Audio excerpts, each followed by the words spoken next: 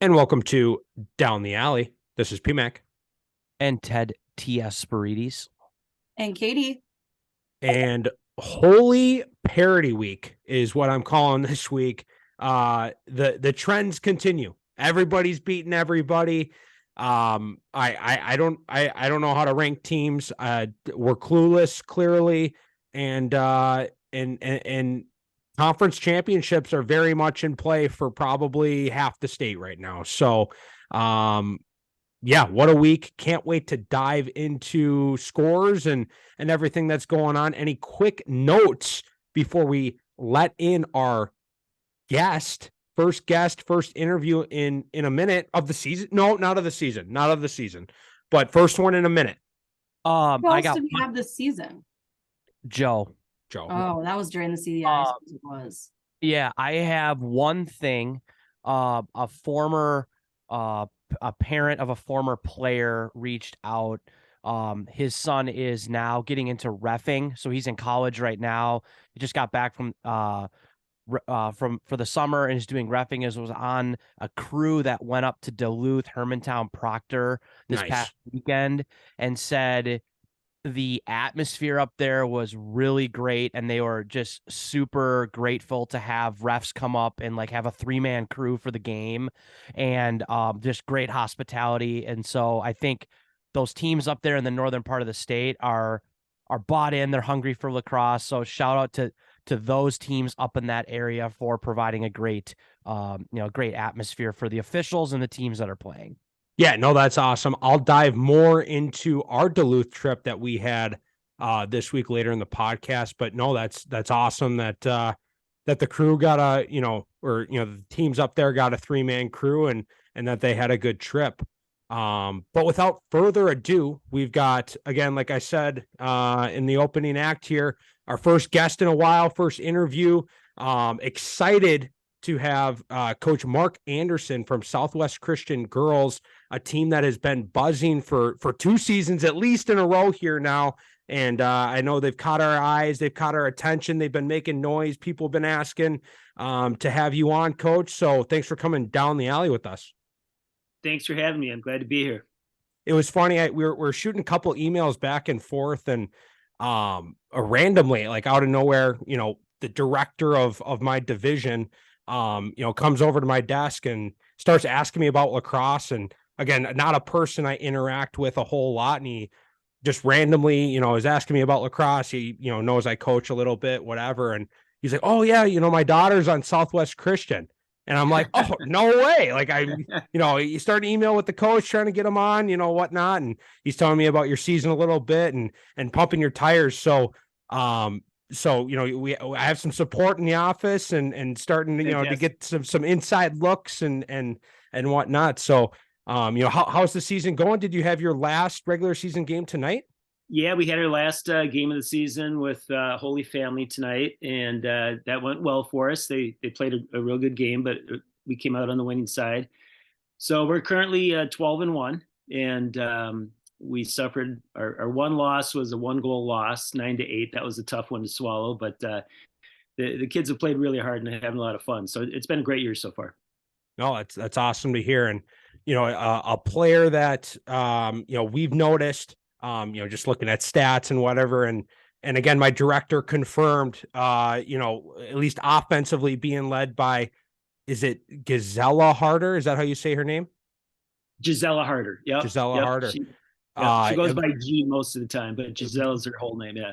All right. So G, I guess, even from the common folk or, the common fan's eye, real deal, passes the eye test. What does she do on the field that, leads to crazy points and, not just goals, plenty of assists as well. Yeah, she's a sophomore. She leads the state in scoring right now for both goals and total points. She's passionate about the sport. She literally works on it 365 days a year. So she loves the game. She's got great skill, very quick, dynamic. She has every shot she's capable of putting in the back of the net. What I love about her, she's a two-way player. She's not just playing in front of the net trying to get the goals, but she She plays midi for us, and she runs end to end, and she never stops running. She's just got a motor from the opening whistle. So she's a special player. She's been named to a number of national teams, and very, very strong for us. And looking at your team, it's not. Oh, sorry. Do you want to go ahead? Yeah, just to add to that, also has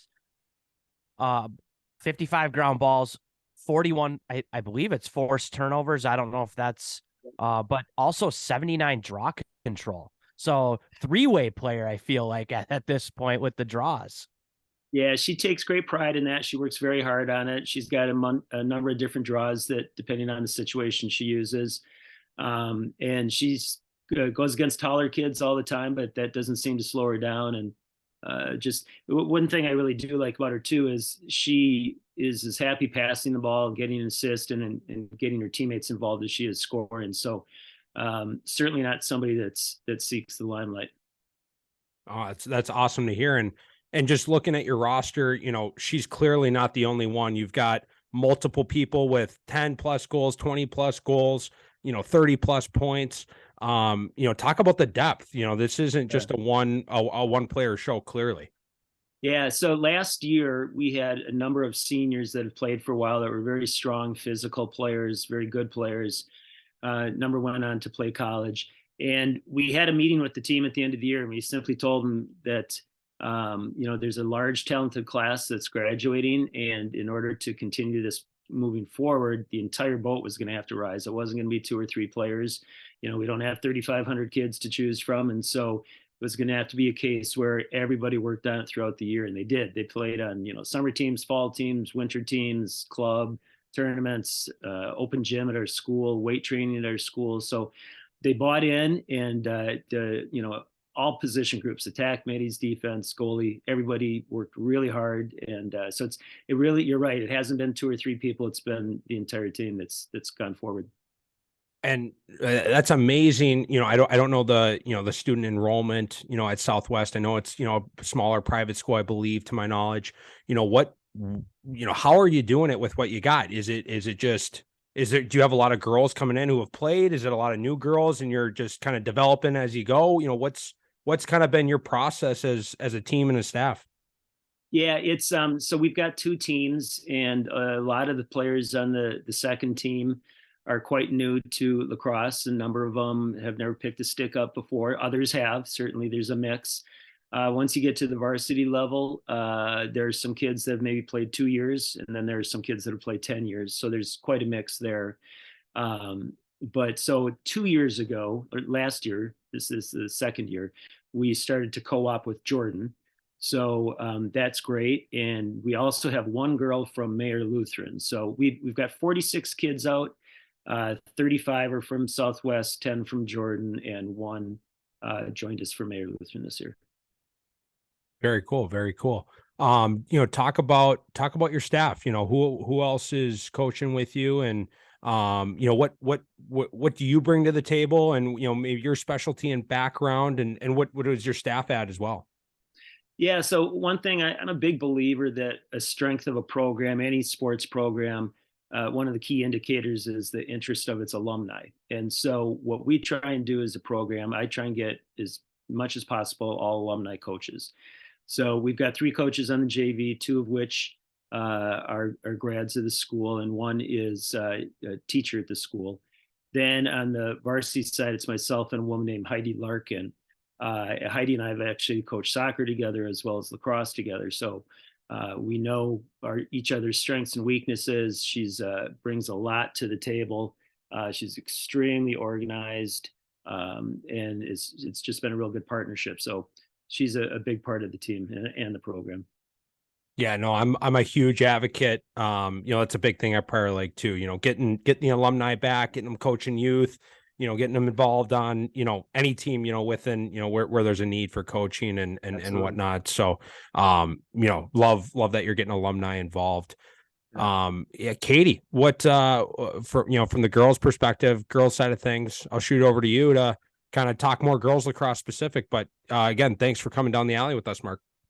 Yeah, we slid into your DMs last year when you guys were making noise. I think it was like I mean, you only lost one game last year, also to Hutchinson, besides your section game. But kind of talk about now 2 years in a row, the only team you've lost to regular season is Hutchinson. What's that game like? How do you prepare for it? And like, I'm pretty sure it's probably a rival at this point.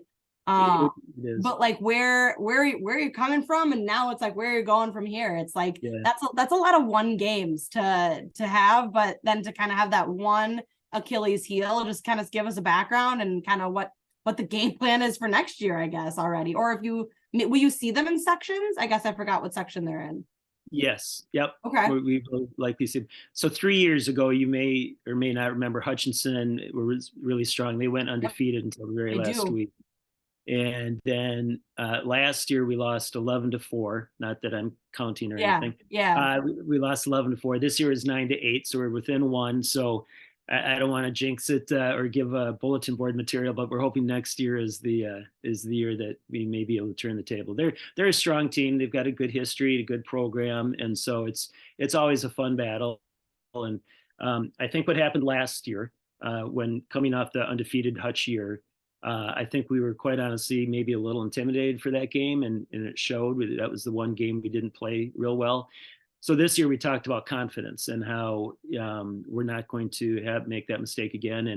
And they were confident. We were up 5-2 and then 8-6, and then with 2 minutes left, Hutch put one back, and so it was a great game. And we'll look forward to next year, and I know they will too. And I will say this: when we play them, it's a very respectful game.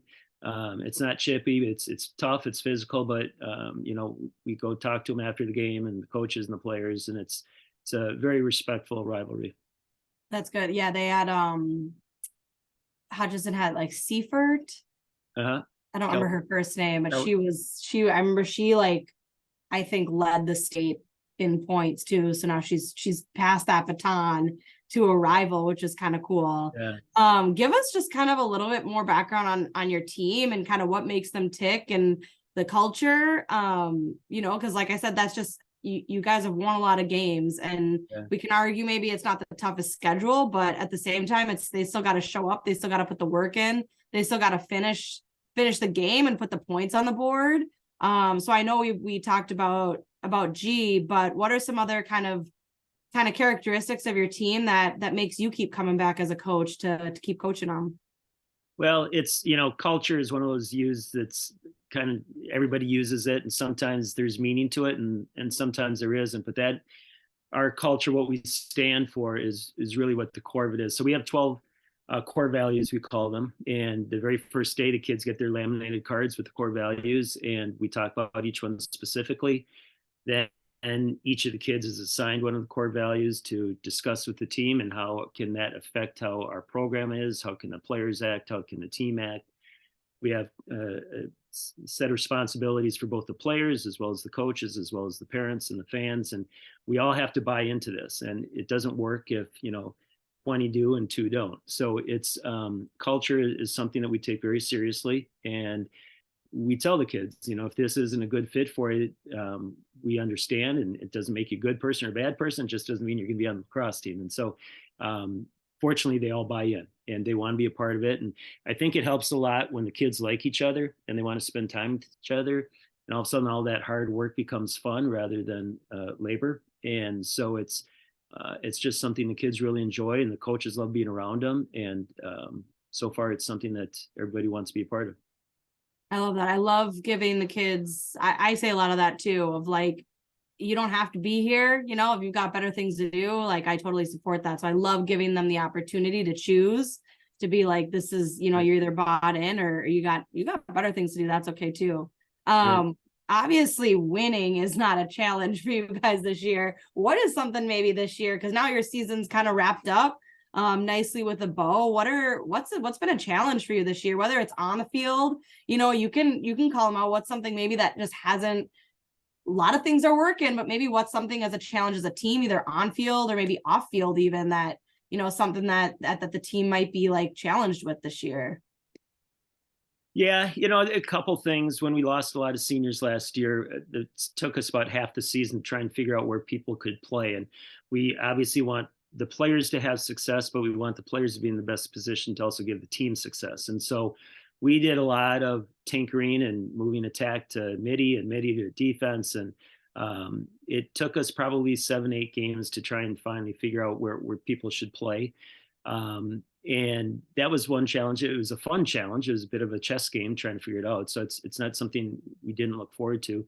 The other thing is that the strength of schedule, so we are a smaller school. So we're not going to 3 years ago on our first year, we're not going to schedule Chanhassen, Prior Lake, and Lakeville South. Wait, you've only been around for 3 years? Yeah. Well, I did not realize that. Yeah. 5 years ago, we had kind of a varsity JV combination. Then it was COVID. So we were all shut down. Yep. And then we've had 3 full years. Oh, wow. Wow. Yeah. So, but that has been something that we want to challenge the players. And so they deserve to get their rear ends kicked once in a while. That's a privilege. And so we want to keep advancing that. And next year we're going to, as I'm working on the schedule and all that, is something we're going to do is add more layers to it, make it more difficult. I have advocated for you guys to play Chaska. Who would you like to play? Actually, Chaska is it. Yeah. And we both want to, we're right next door to each other. And we tried to get it last year, and we're hoping maybe that this year would work for us. Well, I can't wait for that game. One of your closer games, or wait, no, I'm looking at last season. Sorry. I might have to just blow past that question because it looks like you played them at home. I was going to ask you about your Duluth trip because you went there last year. You can still talk about it because I'm going to be talking about our Duluth trip. They went there this year. They came down this year. They came down Badger this year. Park is your own. Yeah, that's a park. It's the turf field when we have grass, and if it's too beat up from the rain, we'll run to the Badger. Early in the season. Got it. Okay, I don't have a question. Actually, 2 years ago was kind of fun because we went up there early in the season, and we played Duluth one day and Hermantown Proctor the next day. And the one day it snowed, literally it was a whiteout, but we still played. We're in Duluth. We're not going to quit. And the next day it turned all into fog. You literally could not see from the goal to the restraining line. It was just unbelievable. We still have pictures and laugh about it. So we loved our time in Duluth. But yeah, we were just up there. Not similar weather experience, but we really enjoyed our time. Does that weather remind you of your days up in Duluth, Ted? Yeah, I don't think you ever get fair lacrosse weather, fair conditions in Duluth until July 15th, probably. So yeah, no, that sounds about right. I mean, the fog is probably on the better end of things, to be honest with you. So yeah, no, it's fun. Well, we love having you at the I think last year at the B Jamboree, I hunted the girls down and was like, we're trying to talk to you guys. Yeah, I know. So our podcast was just, and they were like, oh yeah, but it's like we were nobodies then. We still are. But it's like, I think I was like, oh my gosh, you guys are undefeated. And they're like, yeah, like the varsity was. Yeah. But maybe in a couple of years, taking on Prior Lake, add Chaska to the schedule, add Chan to the schedule, take on Prior Lake up to the schedule. It'd be fun. Well, we'll try and get to that point. We'll hope. I got a few questions here to kind of close out the interview. One thing I didn't know is you've only had, let's call it 3 real seasons. What in your, eyes or mind has led to quick success? There's big programs that have been around forever that seem to can't figure it out. You're a small private school, no excuses, and you guys are getting it done. Yeah, it's I think the biggest thing is 2 things. One is we've gotten quite a few strong athletes out that maybe didn't have a lot of lacrosse experience, but they're very athletic. And so they've picked up the game very quickly. And I think that has been a help. The other thing is just, it kind of goes back to that work ethic. It's the kids like to win, and we don't apologize for winning. There's a way to win with humility and class and respect, but as long as you do it the right way, winning is fun. And so we encourage that, and the kids have bought into that, and so they're willing to put in the work in the off season to do it. So it's a combination of being fortunate to have some athletic, talented kids that are willing to put in the hard work. Sounds like you are also a soccer coach. Did I hear that correctly? Yeah, I coached from my freshman year of college all the way to now. So is that more of your background? Do you have a lacrosse background, or are you just a coach? You're willing to jump in and coach any sport, whoever wants to compete? Yeah, no, it's my coaching background is soccer. So the woman that very first transition year when they actually started playing a couple varsity games, after that season, her job changed, her day job, and so she couldn't do it anymore. So the athletic director said, it's clear you like coaching, and do you want to take a stab at lacrosse? And I did, and jumped in, and I just love the whole coaching profession, working with teenagers, and I think that's such an important age in someone's life that if you can be a part of it, that's a real privilege. I love that. This is your formal invite to speak on general coaching at the next Down the Alley Summit. Because if that, you're going to add a lot of value to the coaches there. So this is your form. We'll send you details as we finalize things. But love it. It'll Ted, be like in February, so right. no rush. yeah.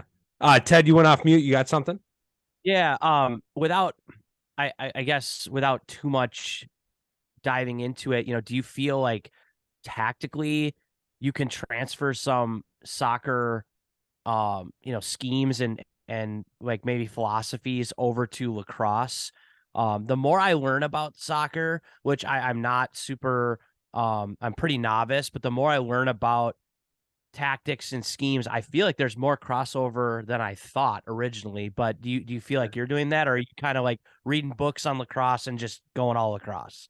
Well, both, to be honest with you. I work really hard at it, but is there crossover? Absolutely. So my whole soccer philosophy, everything starts with defense. And when we form a team, that's the first group I put together, first position group. And so in lacrosse, we talk defense all the time. We talk more defense than anything else, not only position wise, but all 12 people being defenders. So the very first day of lacrosse, every year I ask the same question. And there's always a new ninth grader that falls for it. I say, how many of you are middies? How many attack? How many are you defenders? And different hands will go up at different questions. And I say, no, you're all wrong. You're lacrosse players. You're athletes. And then when we get that mindset of everyone's a defender, now how can we work from there? So that's one piece that goes from soccer to lacrosse. The second piece that I put a lot of emphasis on in both sports is transition. So I believe in instant transition, speed kills, and we're going to try and go from one end of the field as fast as the other. One thing that's different in lacrosse versus soccer is on the attack end. So there can be a lot of explosive plays, obviously, in lacrosse, but there can also be possession with purpose. And so we're in lacrosse or in soccer, it's more difficult to just possess. So that piece is a little different. But in terms of the speed of play and the transition and the defense, those parts all kind of carry back and forth between the two sports. Cool. I got a soccer player to come out this year, and I bribed her, and I was like, the field is smaller. Run as much. And she was like, okay. And she scored her first goal tonight. So that was exciting. That's great. I have to keep correcting her because she keeps saying, like, am I playing forward? And I'm like, you're playing attack. But we'll get there. She's like, that's what I meant. That's great. She asked you what time the match is at, right? Yeah. The pitch. Yeah. We've talked a lot about, your program, your team. I'm sure you're going to have a lot of your players and, players' parents listen. So, what's, a little bit behind the curtain, what's your favorite thing right now? Might be a book, movie, song. You can kind of take it in any direction, but, what's your favorite thing?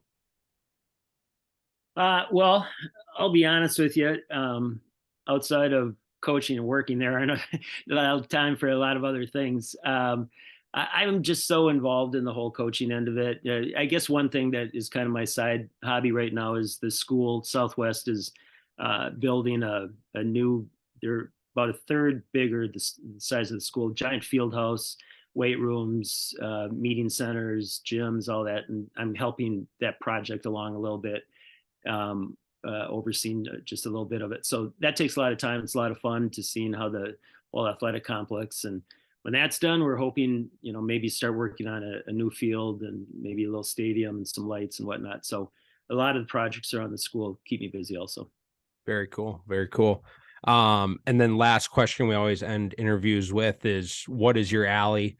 You can kind of take it, any direction you want. It can be lacrosse, not lacrosse. What's your passion or something this week, this year, can be a lifelong thing. You can kind of take it any direction. Well, I'll keep it a lacrosse theme. Something I'm hoping to get some traction on, and maybe you guys even have some input on it, is I think we need to get to 2 classes. And right now, we're at 87 teams. There's more than that registered. There's 87 records. But we're at a point where we risk actually going backwards, because what's happening is the small schools don't want to get beaten 20-0, and the good schools don't want to beat somebody 20-0. It's not fun for either party. And so it's really stagnant right now in terms of new schools wanting to join. It's even worse than that, however, because now what we're starting to see is schools are starting to co-op, because they're saying, you know what, we don't want to do something. So we're actually looking at a reduction in teams. And so soccer dealt with this very similarly many years ago. So we started with 1 class, then went to 2, now we're at 3. And there's ways to do it. I know the high school league is concerned about expanding classes in sports, but we're right on the bubble in terms of a 2nd class. And the way it could be done is the way they did in soccer, which is take an 8-team class, and instead of having the 2nd 8 team for the first few years, have a 4-team class. And that's a way to transition. That gives the smaller schools hope. They add lacrosse, then it goes to 2 full teams of 8 playoff teams.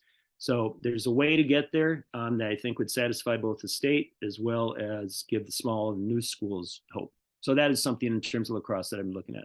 So the 4-team versus the 8-team, is that at the state tournament? Is that what you're talking about? Right, it's state tournament. Yeah. So if the high school league isn't interested in having a full 2 sets of 8 at the state tournament, they could do what they did with soccer 35 years ago and let's say, okay, the smaller schools, and that's how they did it then. I'm sure that's how they do it now is, okay, we'll start with a 4-team state tournament, 4 sections, keep 8 for the top 64 schools, and then build from there. And more schools would join lacrosse, I'm sure. Right.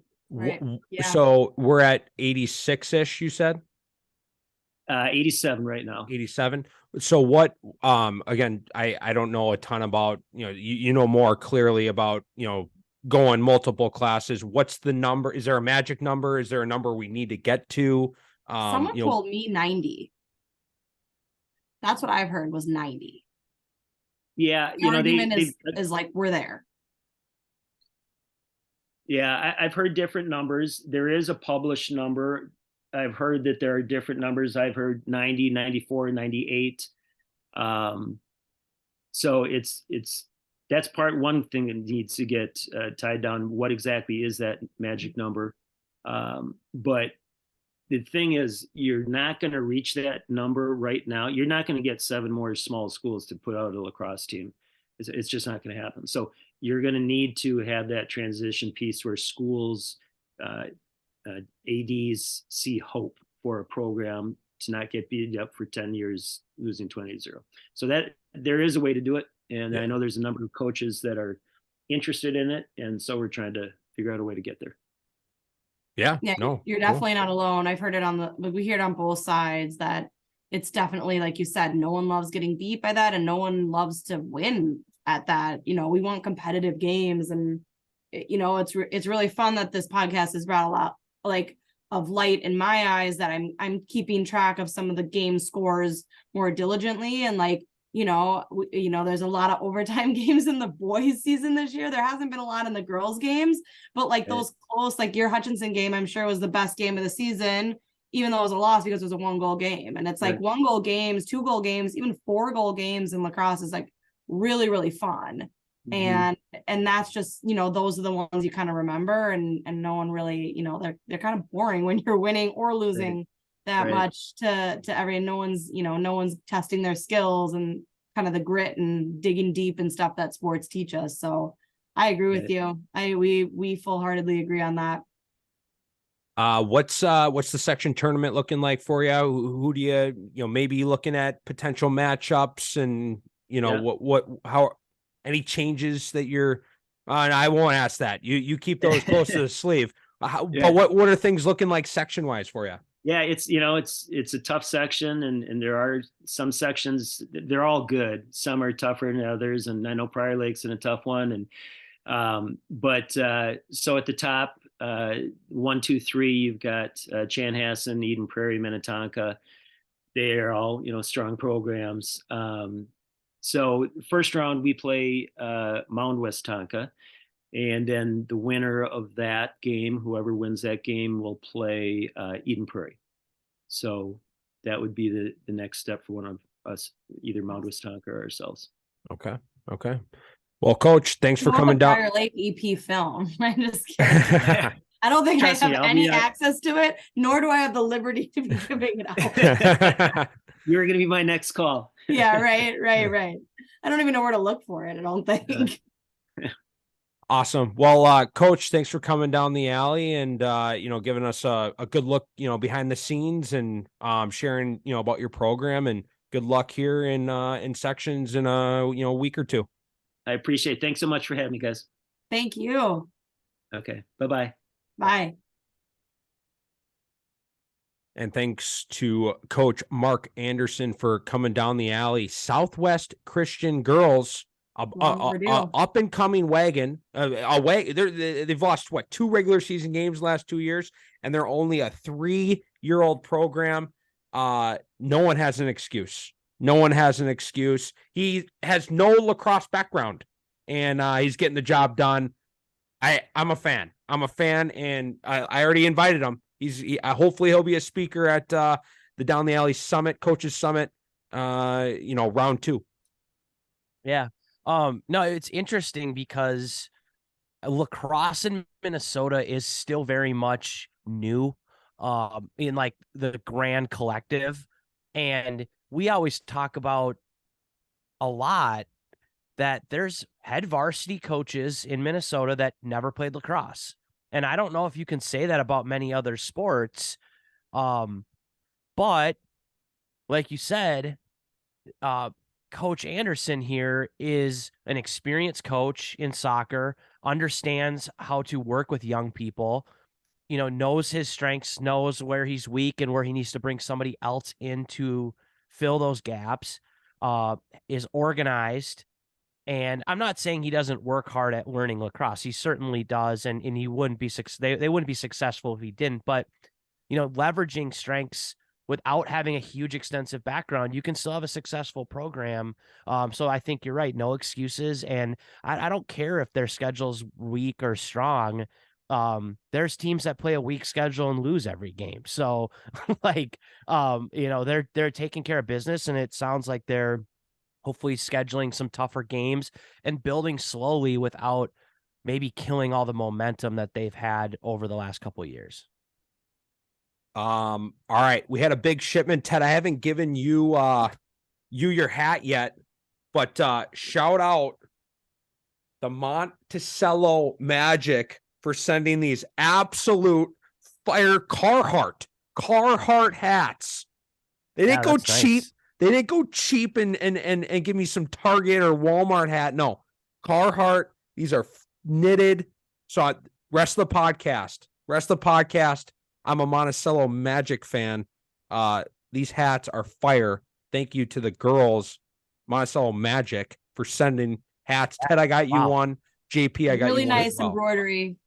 That was a fun mail day. It did come to the house in a package, and I was like, "Who's this? Or what's this?" And then, sure enough, that's when you were in Duluth, and I was like, "You got something from Jared Hines?" And I was like, "Who's Jared?" I was like, I don't know him.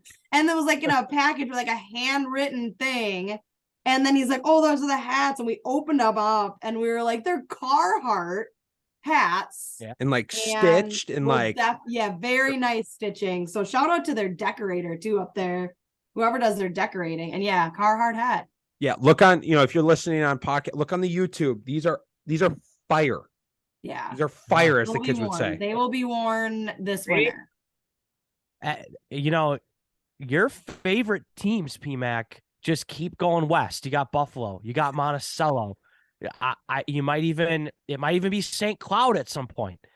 right? You're just moving west. They're just moving you west. Pretty soon you're going to be living in Sioux City, right? That's South Dakota. Sioux Falls. Sioux Falls. Maybe What, Sioux City. Is that in South Dakota? Yeah. Yeah. Hey, tax-free state. I'd move there. Let's go. Yeah. Yeah. You're 6 just months in a day. West. 6 months in a day. Move me there. Hopefully we can get a 36 lacrosse branch, and I can 6 months in a day over there. I'd move to South Dakota. We're probably never moving from this house, but if we moved somewhere, we would for sure move west. Hey, give me a couple. Give me 100 acres in South Dakota. I'll do 6 months in a day there. I'll do some coaching. We'll run a branch out of where? Sioux Falls. Sure, sign me up. They have your high school in Sioux Falls, so it's we'll talk a little bit more before we dive in. Coaches drip, a big coaches drip. I did a big blog ranking coaches and their drip. Check out PMAX rants. I got absolutely shredded online by the Prior Lake coaching staff in person, by Kepner's wife about my shoe game. My shoe game apparently is weak. I confirmed tonight. A parent did tell me, they're like, yeah, they looked a little dingy. So I'm a third line grinder. The shoe budget is in the form of countertops and cabinets going in our basement or in our main level right now. So sorry, it's on our walls. And I'm hard on my shoes. Like I'm coaching. I don't know how many days a year I coach, but I coach a lot. So I'm hard on these shoes, and I can't, if I'm trying to keep these shoes fresh, Katie would get real mad at me quick. I break the budget. Fresh. You kind of destroy everything you own. I will say, a guy with a beat up pair of shoes, that's a guy that you want. That's a guy you want on your staff, on your team, right? A worker. That's a guy that's putting the miles in, pounding the pavement, as they say, right? The Annandale shuffle, right? It's just going door to door, right? I remember this story. No, I mean, just saying door to door. You're on the field, first guy in, last guy out. Don't care what your shoes look like. It's just getting the job done. So, but I do agree. The photo that should have been sent to JP before you posted it, so you could maybe clean it up a little bit. It might be time, PMAC. It might be time for a new pair. Was it a tough look? Was it a tough look? Wash them. We could wash the shoes. I don't think you need to wash. You don't need to wash shoes. You can just. I wash my shoes all the time. But those shoes, they have some miles on them. Yeah. Yeah. Did you know that is actually a thing? You're supposed to replace your shoes due to miles. So like shoes. Yeah, I'm sure there's like a certain amount of time before they like. I don't have an odometer. How do I know how many miles I have on my shoes? Speaking of like coaches drip, though, I think Sideline Apparel. Then we kind of went down this rabbit hole of like what's the best Sideline Apparel like brand, or you can have great shoes, but if you have a horrible pair of pants, then the whole look is thrown off. Or like, is it a hoodie day? Is it a crew day? Like, do you need to wear a jacket because it's snowing? There's a lot of factors. And how many changes of clothes do you have in the back of your car? Hundreds. Multiple different combos. I have 4 different jackets in my car, and they all do something different. Yes. Yep. So yeah, I think coaches apparel is a big thing, and you want to look like. I mean, maybe the Joe Spallina look is a little too far on the clean cut side, but you don't want to. I love that look. You don't want to look dingy either. But I will say, after this whole thing, Instagram ads. Shout out Casey. Sounds like he gets hit with Instagram ads too. Yep. This is his test if he listens. I bought 2 new pairs of pants that looked like they would be good coaching pants. I've only seen them this week. Just the other day, like literally 2 days ago, after you posted coach's drip, I was like, I think I need clearly some not new in pants. the middle of a kitchen remodel. Nope, not. Have you gotten them yet, or no? Yeah, I've not gotten them yet, so I'll have to do what brand? BYLT, Built. I think it's pronounced Built. Okay. Built Basic. I get hit with their ads all the time, and I just find like, all right, we're getting close to playoffs here. Before, next week, hopefully you'll get to reveal them and maybe give us a little breakdown. What's the scouting report going into the purchase though? Are they dressier? Are they Lulu type? Are they joggers? Like what's the look you're kind of trying to get to? They're not dressy. They're definitely they're better than like a pair of sweats or joggers, and they're not jeans, but they like a pair of golf pant. It's just like a golf khaki type vibe, like a Lulu khaki. Yeah, like a Lulu khaki. I don't know. If that's the vibe I go for. That's the vibe I'm going for. Pant wise, I try to go for a Lulu khaki is my go-to. Yeah. So hopefully we'll have a review of those for any coaches that listen, and are they going to sponsor if they're good? Are we going to try to get them to sponsor? I don't know. They were like $90 each, so they weren't like outrageous. They're not cheap, but they weren't cheap either. They're not cheap. They're not cheap, but they're not Lulu expensive.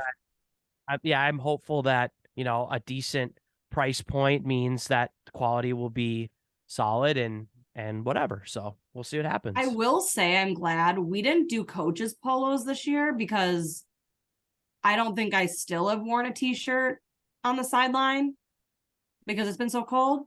So like, I'm very appreciative that I love a polo, but you can't wear them in the high school season. It's too cold. So I'm way more happy we invested in this is actually the stuff the coaches got, like a jacket and a sweatshirt, because I'm here for that. It's too cold to wear a polo.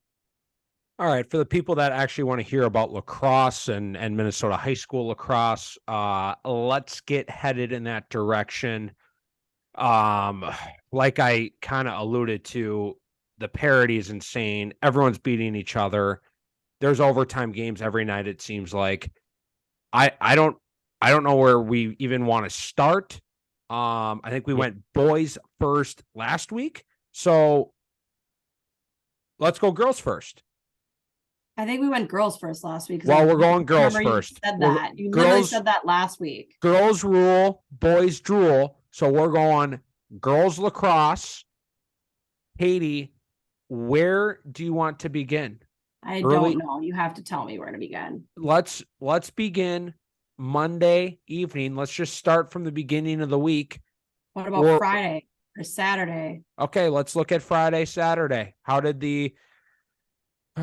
I don't even remember that long ago. Yeah, I know, because so much has happened. Well, let's just take a quick look on Friday. Whoa. So, all right, I'll start. Friday, looking at scores, Blake got smoked by Maple Grove. This one. Yeah, they did. Looks like they did. I would not have predicted that. I wouldn't have either. Not, that's. Who has Maple Grove lost to? Let's look at that. Because they were in our top. Nobody. The answer is nobody. Yeah, they're a wagon this year. I mean, they've always Maple Grove is undefeated. And so is Champlin. Do they obviously haven't played each other. They must. They play each other on Wednesday, it looks like. Oh my gosh. Wow. Last game. Are they in the same section? No. They're in the it's for the conference. I mean, Champlin lost to Wayzata. That looks like a fluke. That's a fluke. Okay, so I'm clueless. Hey, down the list. Hey, I raised my hand. I'm looking at the sources rankings, whatever, down the alley rankings, the power rankings. Maple Grove, legit squad, higher than Blake. They're lurking. So I'm clueless. I'm biased towards Blake. I was high on Blake early this season. Power rankings, Maple Grove, is ahead currently. Checks out. Nice win by Maple Grove though. That's a statement win, I'd say. That's a good highlight for Friday. Yeah, Maple Grove, I feel like has had a good team here for a while. I mean, maybe they weren't at good last year, but they've been to state a few times. So, no, I think they're a real interesting team, and this basically the Champlin Park Maple Grove game, last game of the season to basically decide the Northwest Suburban Conference. Champlin Park does have a loss. I was just looking at conference record. Oh, sure. But overall 10-1 for Champlin, 11-0 for Maple Grove.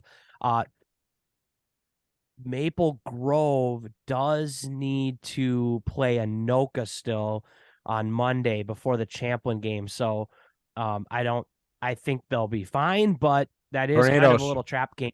I'm a big I'm a fan of the Tornadoes. Yeah, no, I know you are. And it's a little bit of a trap game on Monday where you have basically the conference championship staring you in the face on a Wednesday. But I'm assuming they'll, even if they don't, play their best, I'm assuming they'll still beat Anoka. And then basically the showdown for the Northwest Suburban. So that's huge. That's a fun storyline going into sort of the last week of the season here. Yeah. I know we're not really looking ahead yet, but that's cool. Looking to Saturday, none of the games were super close. Edina, they're cruising. And Prior Lake continues to cruise. Were you at that game? I was. It rained. Gross. Yeah. That's been the other theme of this year. It's like literally the second half whistle went and it just started raining on us. And I stayed because I'm not just a fair weather fan. But they pretty much dominated the game. I'm not gonna lie. Moving on. EP, like, don't count them out though. That was actually gonna be my note. Yeah. Like, don't sleep on EP, and I don't think anybody does. No, you can't. You can't. Looking to Monday, Hill Murray, little barn burner against Matamidi, 14-13, not a defensive battle. People are getting after it. That looked like a fun one. I love a 1-goal game. Eastview Egan beat Hopkins by 1 goal, 9-8. Chan Creek 11-9 as well, 2-goal game. That's a close game. I think the source had some notes on the Robbinsdale Armstrong Champlin Park elite social media, and a nice little win against Armstrong. Armstrong having a tough go here. I know we were kind of high on them. A few losses here in a row now. You asked me about them last night, didn't you? Maybe a lot has happened since last night. I know. What is their game? Who did they play last night? Andover. Yeah. You asked me about them. You're like, surprising. And I think I was like, not really, because we did rank them really high. The source is reminding me of that we ranked Armstrong really high, but I think they just didn't have the depth. And I think Andover has the depth, but it was also only 1-goal game last night with Andover. So yeah, no, last night's game was close. So yeah, but I just remember being like, oh, we just talked about Robbinsdale Armstrong. But yeah, definitely not the team they were last year, which is unfortunate, but we were hopeful on them. Tuesday is where things start to get, I think, real interesting. The premier game, the win of the night, the win of the season for the Storm, the Chanhassen Storm, a team getting, I tweeted, they're back on track with this win. They're fumbling a couple of footballs. Maybe things were starting to they're getting a little worried. Maybe reading too much MN Lax Hub. They ignored it. Not enough DTA plus. Not enough DTA plus. They're back on the tracks. DTA's talking about them again. Big win over the Scarlet Knights. Did you hear any reports? I know we have a couple sources that way. I got nothing. News? I got absolutely nothing. I still kind of can't believe they lost to Jefferson, but then to beat Benilde, like that is just wild to me. It's wild and crazy. I don't know what is happening. I did not get any update from any source from anything. So the story is the score. The story is the score. And I think the story is everybody's beating everybody. I think that's the story. That's the story. Everybody's beating everybody. And then after EP beat Blake, 1-goal game. 14, and then later that night, Minnetonka 8, Buffalo 7. So a lot of these conference battles. I guess Blake and Eden Prairie aren't in the same conference, but Benilde Chan is a conference game. Minnetonka Buffalo is a conference game. I think. I think I'd both, at least in this week, the parity is just there. Like, teams put it together and game plan for a team. And especially when it's a conference game or a big game where there's going to be a lot of eyeballs on it, the kids come ready to play and they're motivated and it's just a funny game, right? A weird start, a weird bounce, a momentum swing that can be the difference in especially these competitive games. So it's cool to see. I'm glad that, like, sure, you have maybe your one or two. I don't even know. I would say on boys and girls, we have one clear top team, and then 2 through 25, it's just a roll the dice every night. Very true. On to Wednesday. Well, I would love to shout out. I don't think we have any listeners from Brainerd and Big Lake, but a 3-2 game. Defensive battle.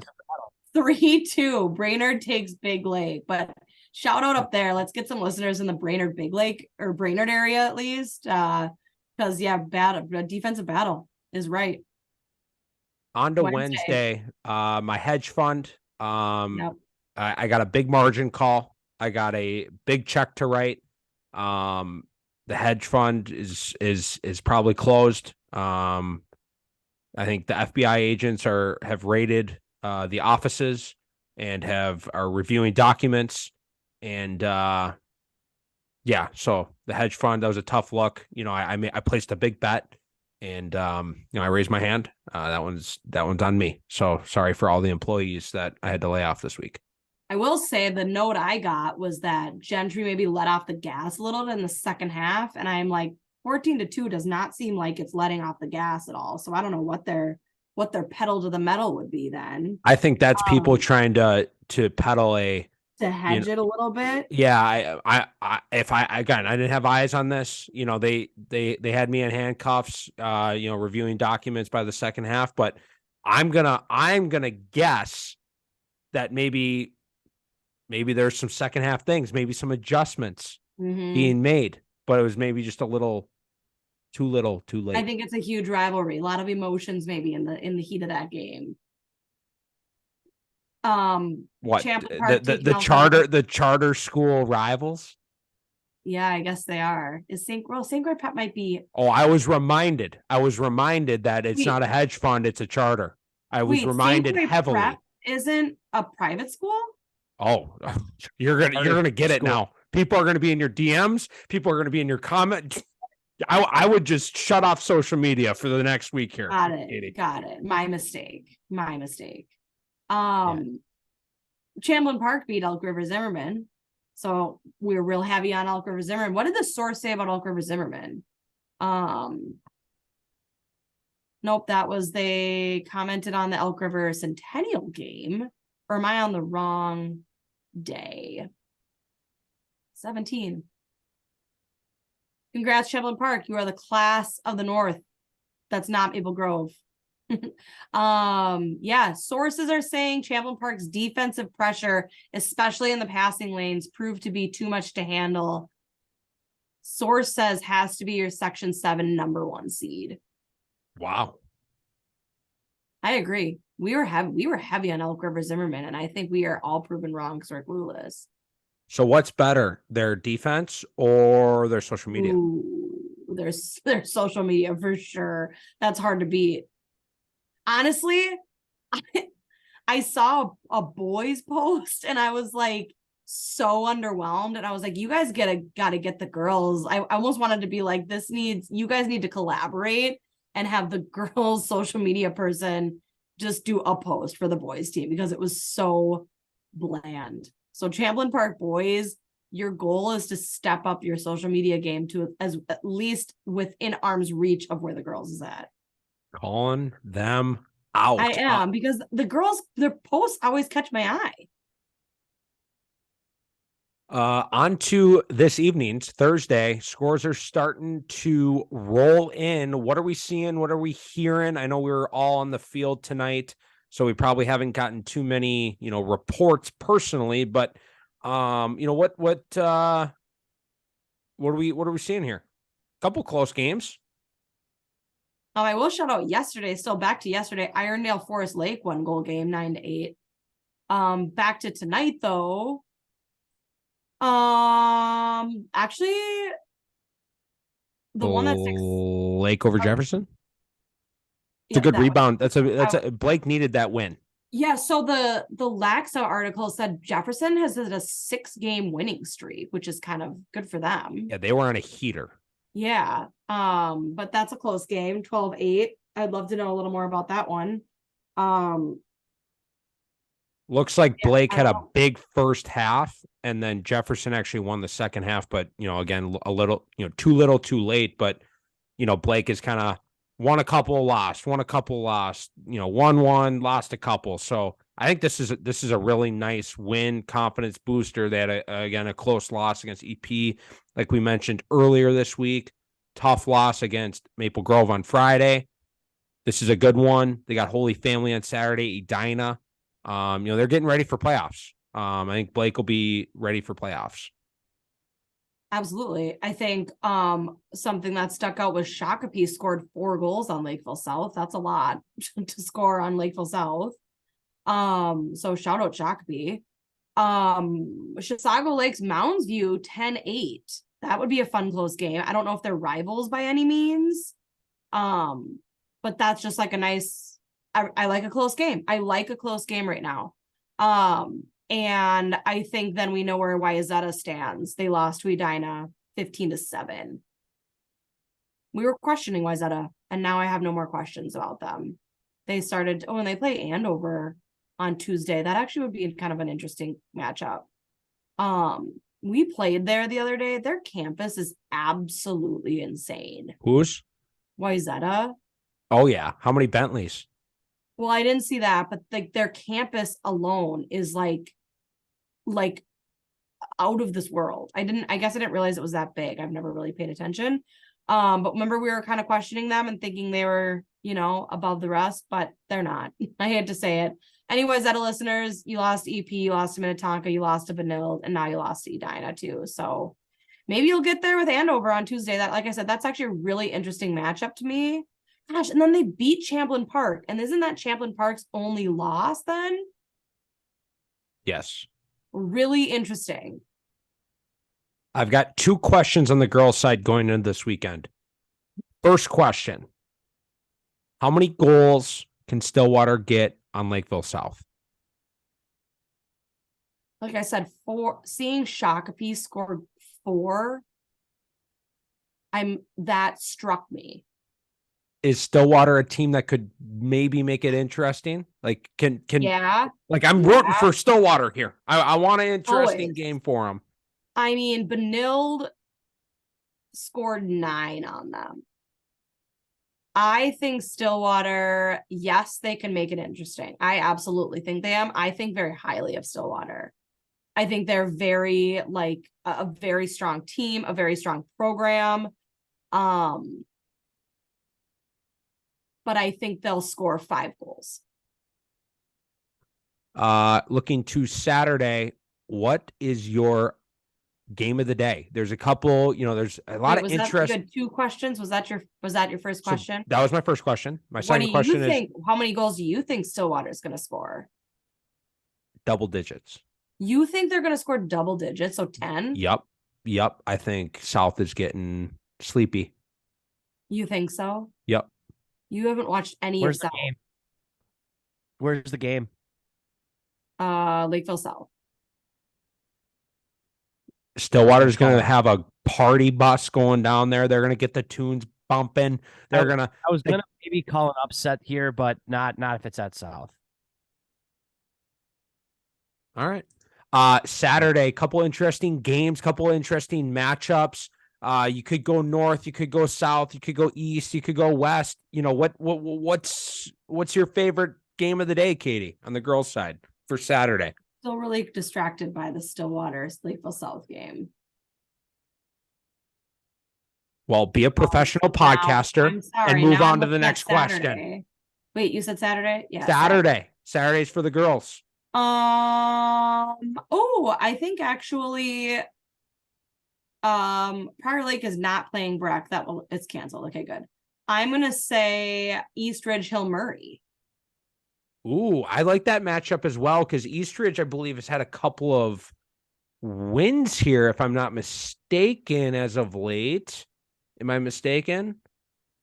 I'm not completely mistaken, but yeah, I like that matchup as well, I think. Who's going to win the game? Hill Murray. And I'm going to take Eastridge because I like I've had a lot of eyes on the boys' side of Eastridge. They've passed my eye test, and I don't know. I just get a good vibe from Eastridge, so I'm going to go Eastridge. Yeah. I'm going to go against you on that one. Yeah, they have a pretty good. Yeah, this is their day. I'm going to take them. Hill Murray, actually, looking at Hill Murray, they're kind of under the radar. They have some nice wins here. Now that I'm looking at them, a couple of close losses. What was going to be your game of the day? North, going up north, Moorhead versus Grand Rapids Greenway. Yeah. At Sugar Lake Lodge. I feel like I want to go there. Are they going to like a resort like that has like a field and they're going to set Honestly, up I hope so. Like that would be so fun. Are the dads golfing in the morning and then heading out to a game in the afternoon, staying overnight, staying in some cabins? AM, so that's an early tea time if they're golfing before a 10:30 game. Okay, well maybe they're maybe they're doing a little Sugar Lake. I'm going to do a quick Google. Sugar Lake Lodge, no free ads. This place are they playing lacrosse at a resort? They're not playing lacrosse at a resort. This is it. It's on a lake. I think they're playing. It's got a golf course. I need answers on this. Yeah, I need answers on this. Fun. Is this game sponsored by Sugar Lake Lodge, or are they playing? I feel like I've heard commercials for Sugar Lake Lodge or a billboard or something on 94. I want to go. Ted, are you looking at it too? Yeah, I am. I want to play a game at Sugar Lake Lodge. You guys missed the mark on your Duluth trip. You should have totally gone to Lutzen or something and played at Lutzen. I feel like Lacrosse Day, Minnesota needs to be at Sugar Lake Lodge. Yeah, the Sugarbrook Golf Course, and you could have a bite to eat at Otis's Bar and Grill after. So where are they playing? I need answers. They got the Leadership Center up there too. I think Down the Alley Coaches Summit going to be at Sugar Lake Lodge. yeah. Hopefully they sponsor us. I'm trying to see if there's like a field or a stadium there for Moorhead. I know we have to have some Moorhead listeners. So we need somebody needs to comment or slide into our DMs and tell us all about the Sugar Lake Lodge matchup at 10:30 in the morning on a Saturday morning. We need details on this. We need details. We need posts. We need stories. We need at me. Okay. We have a lot of questions. We're leaving the girls section with more questions than we have answers. So sources, fans, players, help us out. I want the content. I want the conversations. If I need to do an exclusive interview with somebody on Sunday about this after the game, let me know. I will do so. I'll make myself available. We have to move on to the. There's no more. No. There's no more girls shot. No, I have to. Monty Magic plays Brainerd tomorrow night, and we'll take Monty Magic over that. Maybe that's the third win in a row. No bias. Hey, they give the Magic. No bias. The win. Yeah, I'm taking no bias. Monty might win the whole Friday night home tournament. game. Friday night home game. This one's for them. All right, over to the boys. A week again, just like the girls. A week of parity. A week of are they upsets? Are they not upsets? Everybody. Overtimes. I guess we can start on last Friday. Ted, is there just a topic that you need to start on? Is there been something you've been thinking about, wanting to get out of your system over the last week? Ted, the floor is yours. It's not even a topic. I think it's just the parity, and every night I feel like I screenshot Lax Hub and text it to you guys and be like, this is not possible. This game is not possible. You watch games, you watch the film, you see it, and then the impossible happens. Like the time Scott Blato actually texted me Forest Lake beating Stillwater. And it was a mistake on Laxhub.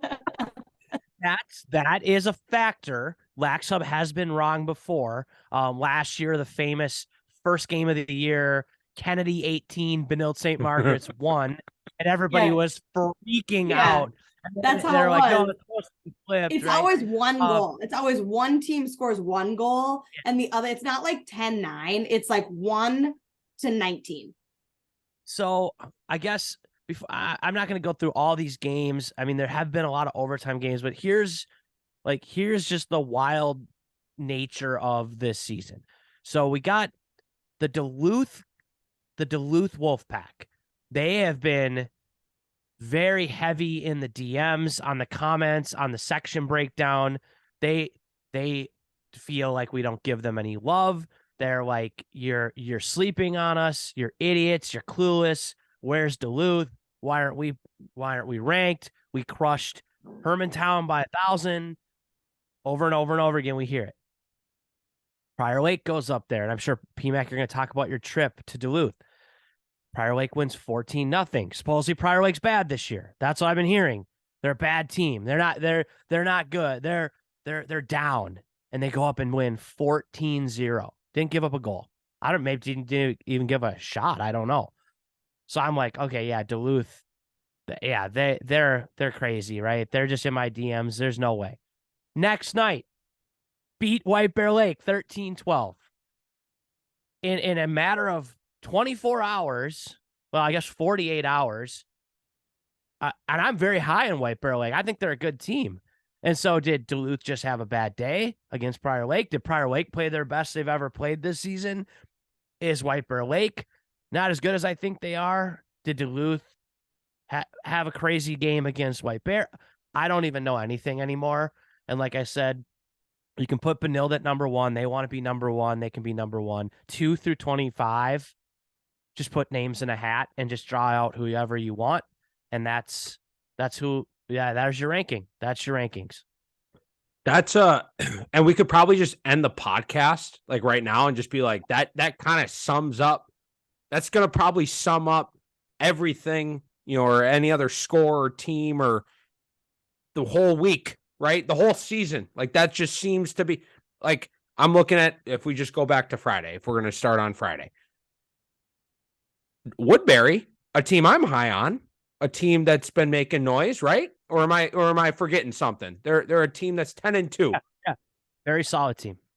They lose 10-2 to Stillwater, who early in the season, again, I haven't watched them in a minute. They've gone on a heater. They're 9-2.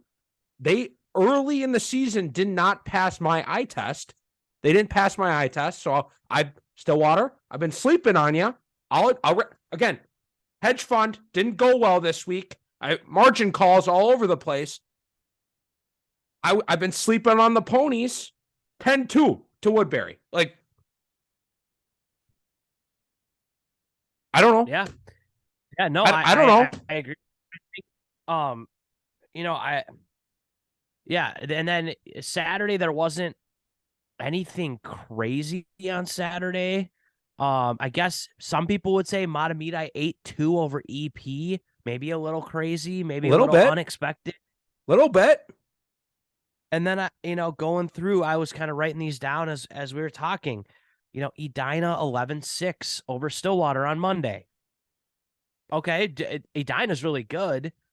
I thought maybe Stillwater after that win against Woodbury would have been maybe more competitive in that game, but Edina kind of handled that. And then Tuesday. Oh boy, Tuesday's for the hunted, right? Let me get to Tuesday. So Tuesday the 16th. Let me dial in here. All right, go ahead. What do we got? You got the team that everybody was loving that was quote unquote down. Dead. The Bison of Buffalo. The wheels are off. Winning in overtime against Minnetonka conference battle. And a lot of controversy. I had to play a part on Twitter. People were coming. Hey, I don't ask for this, but people are coming to down the alley. We're the source. And I was like, you know what? I'll be Toronto of the NHL. We're gonna send it to Toronto. I'm gonna screen record. I'm gonna go best I can with the technology I have in my hands, the iPhone, and I'm just gonna screen record. I'm gonna go, what do they call it? Clip by clip, not clip by clip, like frame by frame. Frame by frame. There we go. Frame by frame. I'm gonna go frame by frame. I'm gonna record it going back at frame by frame, just like they do in Toronto and the NHL and TSN and TNT and ESPN. You know, I'm just going. I didn't see any contact. I didn't see any contact with the goalie. I think it was a good goal. And again, not by it. Do not come at me with the Buffalo bias. No Buffalo bias here. No Bison Boulevard bias. You saw what you saw.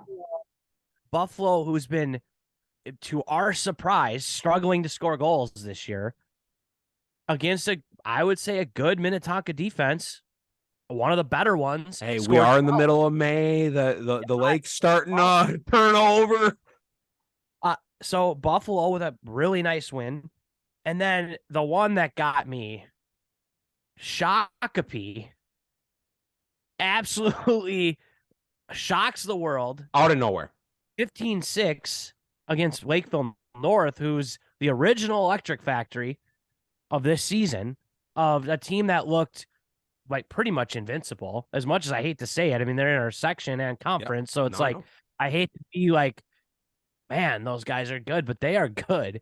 And Shakopee went and watched the tape on that.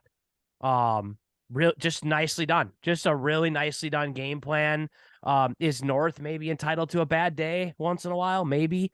Pollock's going to be able to fund his program for the next 5 years for that film. Yeah. Well, huge win for Shakopee after coming off of a tough overtime loss to the Valley. So a great turnaround for them. Then tonight, Chan Buffalo 4-3 game, which is yuck. That's a yuck for me. It's a defensive battle. And to be fair, Chan and Buffalo, I guess, have great I know Chan's got a great defense. Obviously, Buffalo's got one too. But they gave up 11 to Tonka in a 12-11 game. So who knows what's going on? A defensive battle there.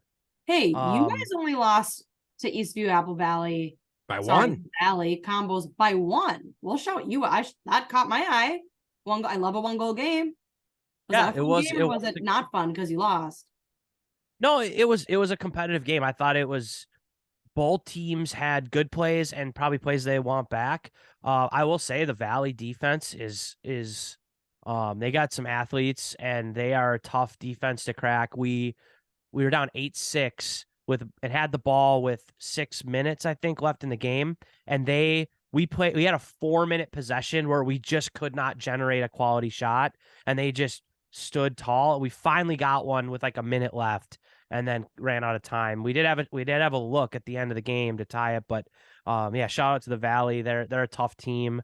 Then tonight, I know tonight's there's some interesting scores tonight. Nothing on Wednesday, you guys? No, we're on Thursday. Wednesday there wasn't a ton.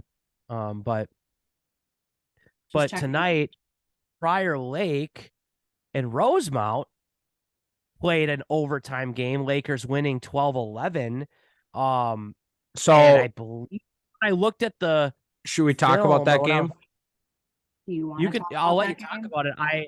I'll just insert that I was watching the brutal stream. I was gonna say girls played too, and I was like, can't watch because I'm not gonna get that stupid NFSHS, whatever it's called. Yeah, it's but it did look like Rosemount had an 11-8 lead, I think not late in the fourth, but mid-fourth maybe. Mid-fourth. And Prior Lake clawed their way back and won it. But feel free to give us the report. So it was, like I've been saying all year, even in the preseason, Rosemount's Rosemount. You know, they cause problems. They're a good team. They've got pieces all over the field. Did you catch the second quarter? I know you couldn't see anything on the stream, but I did not. He caught the know. second quarter in the middle of the third quarter when the camera finally moved to where the action was. Well, I hey, did not. so It if was- that was that, if it was, on our bench, I chucked this hat. There was a hat chuck. That was what was going on in the second quarter on the Prairie Lake sideline. We had to regroup in the second half, and we did, but things got a little sketchy on the Prairie Lake sideline. Emotions were running. It was a roller coaster of a game. Both teams went on runs, and yeah, there was a hat chuck. I got one. I got one. You chuck a second hat, that hat's gone. Like if I chucked this, I'm leaving it. I can't take that one back. So I got the hat back. I get one hat chuck. No more hat chucks. No more hat subbing chucks. thing. Was it a subbing thing? Subbing thing, but it was a buildup of just a lot of things. I was gonna bring it up because at the time I threw my sunglasses on the sideline, they'll never let me forget it. I get brought up all the time. The parents were asking me about it after the game, so everyone saw it. It was I let that thing fly, and I let it sit over there for a while. It also sounds like another overtime game tonight. Edina 8 with Zeta 7 in overtime, as I was told by someone who was there. So they said, and they are a Wayzata person. Okay. So why is that a source? Wayzata, this is, I'll read it off my phone. Well, it does say that on LaxSub that it went to OT. Yeah, they said Edina beats Wayzata 8-7 in overtime. Edina did not look like a contender, quote unquote, in this game. Very sloppy, undisciplined, took a lot of penalties. That's all they said. That's interesting that you said it. Again, not that you said it, you read it. This is somebody, this is a source of some sort saying it. And I'm just been out of frustration. Oh, I'm looking at the wrong one. So Edina, Edina won. They felt like they maybe in this person's mind felt like Edina didn't look as strong as maybe they anticipated, or they were just undisciplined. That can happen. Teams are entitled to pay, again, to bad days. I feel like Edina's been one of the best teams this year. And you know what? A win's a win, right? Especially a conference win. They're not going to be easy. Wayzata had this game obviously circled on their calendar, get a shot at a team that's in the top 3 or 5 or whatever ranking you want to, go off of. So interesting. It was just an interesting comment. I didn't see the game. But Edina, I know they have a couple big ones coming up, I think. They've had a tough schedule this year, so they're going to be battle tested, sitting at 9-1. Who do they play coming up? They have Irondale on Saturday. They should win that one. Jefferson on Tuesday, Lakeville North on Thursday next week. So those are grinder games for them. And I think obviously the Jefferson one has maybe some section implications on seeding, which Section 6 is going to be crazy. I was talking to somebody about that today, that you could have Prior Lake as a 4 and Jefferson as a 5, or you could have Rosemount as a 4 and Jefferson as a 5. Like there's and the Valley could be 1. Maybe Edina's the 1. I mean, maybe Prior Lake ends up becoming the 1. I don't even know at this point. And so wild Section 6 situation going on. But I just feel like every night there's an upset and a great game. Yeah, like I'm just going down the list. STMA, a team that's kind of up and down always, keeping it close. A 1-goal game against EP. Again, I wasn't there. I just got home, so I haven't seen the film. I haven't broke it down, but they're keeping it close, against an opponent. Maybe I didn't think so. Didn't think they would. Eastview, Apple Valley, the combos, close one against Egan. I feel like those two teams, 11-10, that's higher-ish scoring in Minnesota. I'd expect that to be like 2019 with, how explosive they are. So speaking of that game, that was on YouTube, and I was kind of clicking in and out of the stream around doing other things. And it was late second quarter, 8-5 Egan. Then I clicked, it was halftime, so I turned it off. It was close to halftime, did some things. Clicked back in mid-third quarter, 8-8. Okay, so Valley comes back. Turned it off. Now I turned it back on. It's mid-fourth quarter, 11-8 Valley. So they've gone on like a 6-goal run at this point. Turn it off, turn it back on. There's 10 seconds left. It's 11-10. So Egan got a couple back. Every time I turn it back on, there's been a multiple goals scored. So yeah, Egan's just likes those close 1-goal games. And it's just crazy. I mean, we're probably missing half of the great games because there's been so many.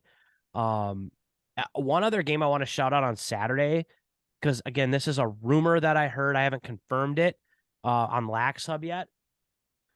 Rochester Mayo traveled up to play Wayzata, and Wayzata won 7-3. So it was a low scoring game. And I thought Mayo was gonna probably do a little bit better showing than that, because we've played them. They're a good team. Rumor has it the Wayzata goalie had a 90% save percentage in that game. Whoa. So, I don't know. Pardon? Again, yeah, 90%. And it sounds like Wayzata deployed a 10-man ride, and that caused some problems as well. Maybe they weren't expecting, but I'm going to try to pull up the stats here, because I mean that's crazy. And maybe that's bad shooting, maybe that's bad shot selection, maybe it's the dude having the game of his life. I don't know. But that was the rumor in that game, and why Mayo only scored 3 goals. Looking ahead here while you look that up, tomorrow night, we'll look at the Friday slate, the Saturday slate. Looks like you have a little game here, Ted, against Lakeville North. Again, conference section, 2 big programs. This is one that's going to grab everybody's attention. What are the boys fired up for a good Friday? I love a Friday night game. Friday night game under the lights, fire the people up. Yeah, it is fun. I think they're fired up. That's the vibe I got. I think if I had to guess, North is fired up from, Farmington last year, taking away their, billion in a row section championships that they've had. So, yeah, I think I'm hoping it's a good game. I feel like Farmington has played good teams tough this year, where we haven't quite broke through with that big win yet, but it's another opportunity here. But it will be a tall task. But it is, it's fun to play under the lights on a Friday night. Looking at Saturday, I literally go down this list. Every game is interesting. Like every single game, no matter, like there's some premier programs, there's some, more developing programs.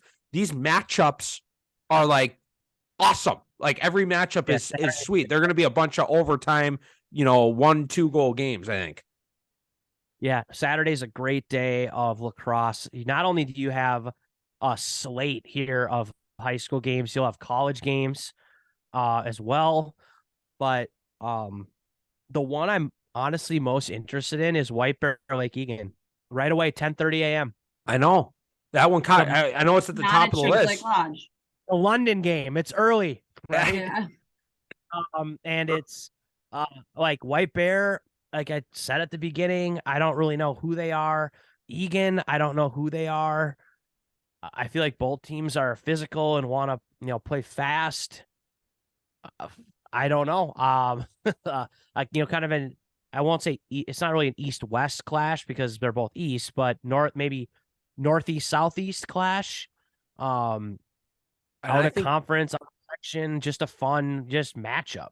Fun matchup, and I think both of these teams are looking for a win. Like they want to get back on track. They both had a hiccup or two this week, whatever. 2 good programs, 2 great teams. Great first game to kick off the day. Chanhassen, Stillwater, 2 teams we've talked about, like defensive battles, weird wins, whatever. Like I think that's going to be, that's another good matchup. EP Blake, Blake, whatever, EP, I think this is a good test for Blake. Like Blake here, I feel like could make it maybe interesting, or maybe am I overshooting it because I know the coaches? Yeah, I don't know. I mean, Eden Prairie hasn't looked great, but they have been competitive against good teams. So I think defensively they're strong. I don't know. I mean, I anticipate Eden Prairie winning that game, but again, crazier things have happened. I'll probably have a screenshot saying, look at this upset, right? And then New Prague, Bloomington, Kennedy, Burnsville. That's gonna be another good matchup too. I would assume, evenly matched teams. I think that's gonna be conference or section. Conference. So I think that's gonna be a great game. We know a lot of kids at at Kennedy for sure. We got some young bucks, from New Prague. So that's a game that caught my eye. Prior Lake Buffalo. Yeah. I'm making my first appearance on Bison Boulevard. I would have liked to come in as a down the alley contributor and be a little make a nicer appearance. I'm coming in for blood. I'm coming in for blood, not as a down the alley contributor. I'm going to get some content. I'm going to come in and talk about it afterwards. But I know the Bison fans love me 364 days a year. Saturday's the one day they're not going to like me this year. We don't know if they like you. You like them, but we don't know if they like you. If they don't like, okay. How wouldn't they like me? I don't know. No one's confirmed that they love you or anything. I know we're already in Saturday, but Friday, and we talked a little bit about Farmington, but Moorhead Minnetonka at 5:30. So they're coming down to play their Friday, Saturday. They must not go to school. Well, I can't confirm or deny that. They have so many road games. Oh, hey! There's Wi-Fi on the bus. There's Wi-Fi on the bus. Online learning, baby. Well, online learning. B team, they take a coach bus to Prior Lake. So, Vanilla girls had a coach bus for that drive. So maybe there is Wi-Fi. Yeah. So Moorhead will get Minnetonka on Friday, Hill Murray on Saturday. So they're going to play two Metro teams here in a back-to-back. Another game on Friday that I have to call out here. Duluth coming down to play Matamidi. I love that. So again, 72 hours ago, I was writing Duluth off. I was gonna DM every single person back and say, look what happened against Prior Lake. And before I could even get there, they went and beat White Bear. So now they can come down to Matamidi and win that game, and they may just find themselves on the power rankings on Wednesday. So if they So if they beat Mott, I feel like they need their own section on the rankings. And what is that? What is that section?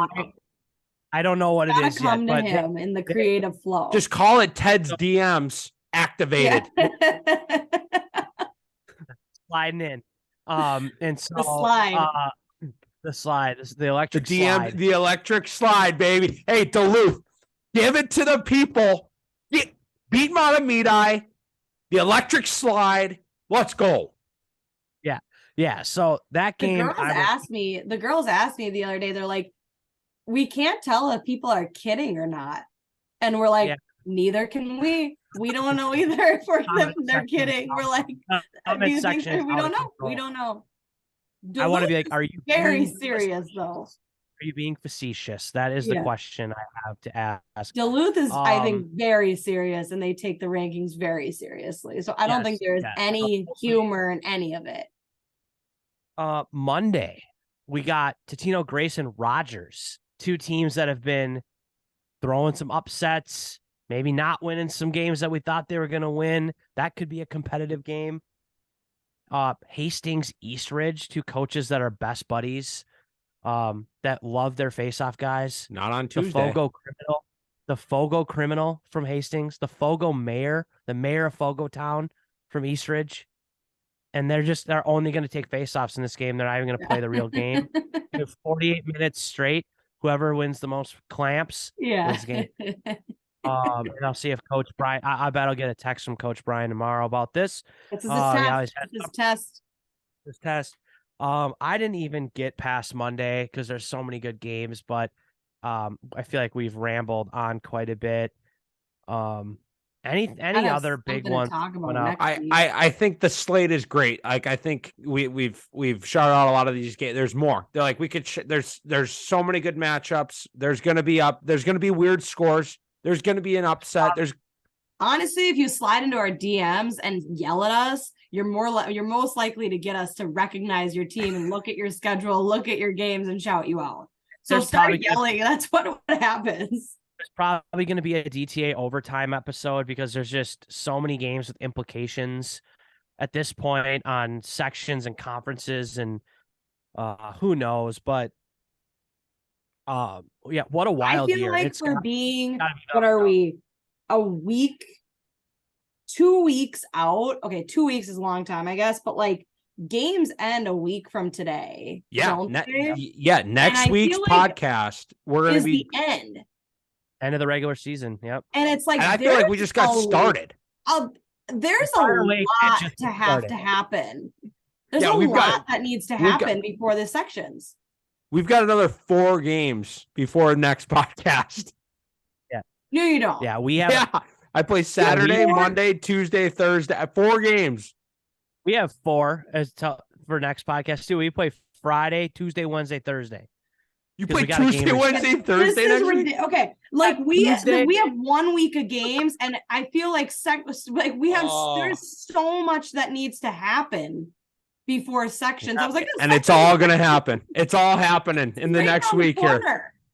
And people have half their schedule to play. You have half your schedule to play. A third of the season is being played in this next 7 days. This is too much. Like I feel like the world is going to start spinning backwards with all that needs to happen in just our little corner of the world. Yeah. So wild season. I don't even know what to think. Throw the rankings out the window, roll the balls out, play the games. On the rankings, you should just black out all the categories and just stick everybody in one little like orb. It's a big question mark. It's just a big question mark, but it'll be Benilde and then just like one of those globe toys, that goes big and small. It'll just be everybody else in it, or like a Venn diagram. I do have one last thing about Benilde, sort of about Benilde. So that Maui visitor guy that's commenting, arch enemy. So he or she, I don't know if he or she, they could be they commented on the latest YouTube podcast episode, and they started it with Teddy, they're calling you out. Very few people in my life call me Teddy. Like it's a small Max Milstead. Yeah, like a very small percentage. So I'm like, who could this possibly be? Because I don't think it's just like a DTA parent, because they wouldn't call me that. Okay. It's like literally there's probably 20 people in the world that well, hey, now there's 22. Not 20 people. Because our 2 listeners now are going to call you Teddy. So there's going to be 22 people that call you Teddy. There's not that many. I will not agree. There's like 5 people that call you Teddy. Yeah, so I thought that was interesting. I was like, oh, that caught my eye. I think they're being, because I love this word, facetious about Benilde. I think they're trolling because they were like, do you believe in the BSM defense now? And I'm like, I've always believed that Benilde's team is the best in Minnesota. But when you tell me that you would take them to win any team against any team in the country, that's just wrong. That's just a little too hot for me. So, but anyway, I thought that was funny when I was like, Teddy, like, yeah, that's a very small group. So, I don't know. That's all. We're getting played a little bit. I thought it was apparent all along. Yeah. But now I don't think it is. I don't know.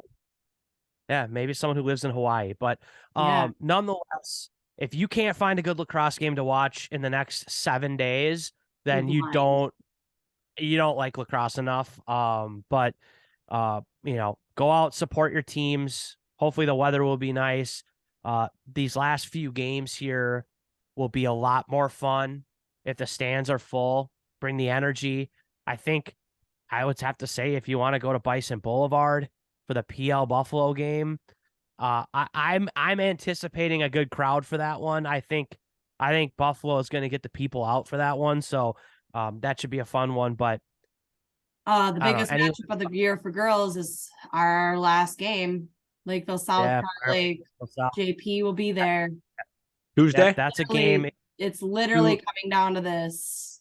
If you want to watch great girls lacrosse, this is the one to come to. If you know nothing about girls lacrosse and you've never seen a lacrosse game, this is the one to come to. Yeah, I wouldn't even say like if you're free, go. No, put it on the schedule. Like block it off. It's free, right? Free admission, South Suburban Conference. I think so. Yeah. What time's your game? Are you the second game or the first game on Tuesday? Oh, it's at home too. It's at Prior Lake. I forgot about that. I keep thinking we're going there. I think we're the second game. Yeah, put it on your schedule.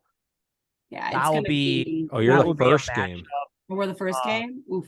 The thing that's great about it. Nope, sorry, you're the second game. Yeah, the girls play second. Get me in the booth for that one. Big of a game as it is, doesn't matter. It's regular season, right? Conference.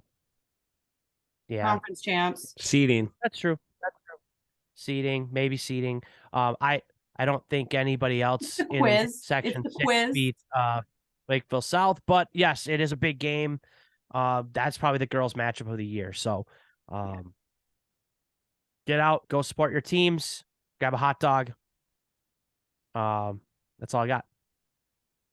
Thanks for tuning in this week to Down the Alley. If you are looking for more lacrosse content, check out downthealleypod.com. We've got the stream links. We've got JP's pictures. We've got blogs. We've got rants. We've got coaches content. We've got free stuff. We've got premium stuff.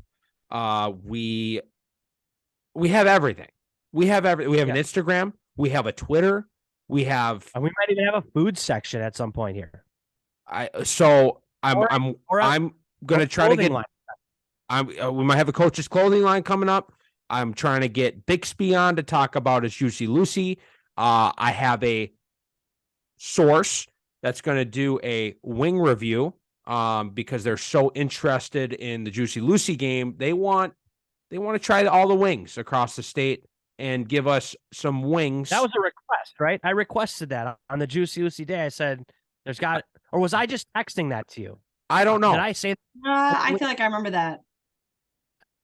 That's awesome. I support the source, the Buffalo wing. Well, I won't even say Buffalo.